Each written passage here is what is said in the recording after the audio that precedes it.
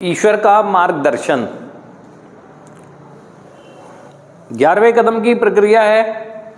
लेकिन क्या हम अपने जीवन सुधार के लिए 10 कदम की प्रक्रिया को ईमानदारी से अमल में ला चुके हैं? क्योंकि 11वां कदम तो पूरी तरह से ये दर्शा देता है कि अब मैं नहीं, मेरे लिए वो करेगा जिसने मुझे पुनः जन्म का अवसर दिया। ये पुनः जन्म ही है मेरा,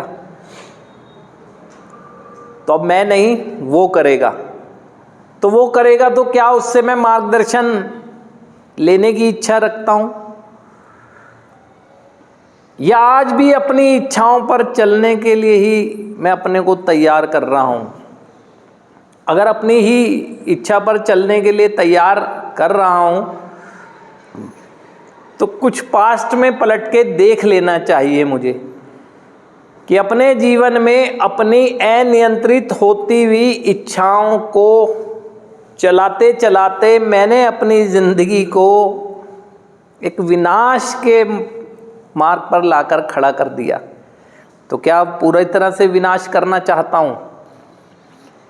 और अगर नहीं चाहता हूं तो मार्गदर्शन के बिना तो अब मेरी ज़िंदगी बेहतर हो नहीं सकती। क्योंकि हम लोगों को ये अच्छी तरह से जानकारी हो जानी चाहिए, हम एक ऐसे अपाहिज हो चुके हैं, बिना मार्गदर्शन रूपी बैसाखियों के अब हम चल नहीं सकते।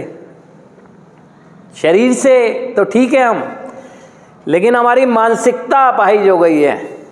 मानसिकता बिना मार्गदर्शन के अब नहीं चल पाएंगे।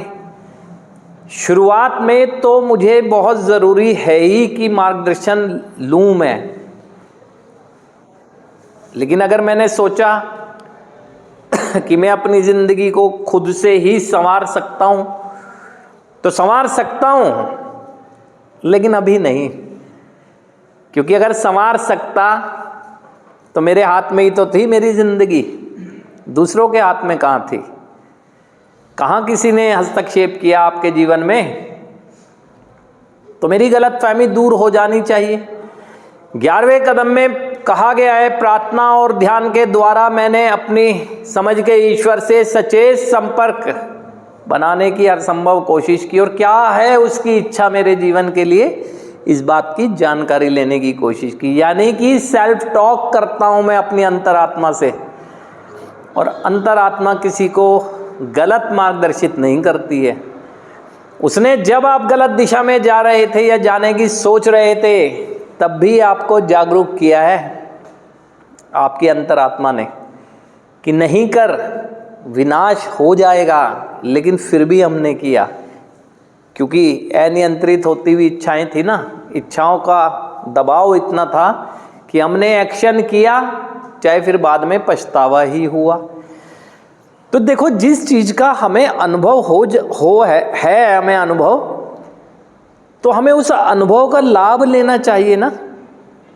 आपने अपनी ज़िंदगी को बेहतर बनाने के लिए जो भी किया, आपको सफलताएं मिली होंगी, तो आप अपनी उन सफलताओं के अनुभव से आगे बढ़ते हैं, अनुभव का इस्तेमाल करते हैं ना उसमें, कि मैंने ये किया हुआ है, अब इसको और क्रिएटिव होके करूँगा, और अच्छे से करूँगा। ये काफ़ी नहीं है, सेटिस्फेक्शन नहीं मिलता है ना।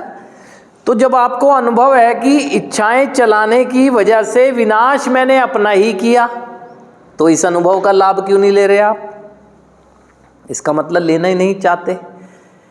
आप सबके पास तो अनुभव है कि आपका ही चुनाव था ये ज़िंदगी, जिसकी वजह से आज पछता रहे हैं। तो जिम्मेदारी भी तो आप ही की है।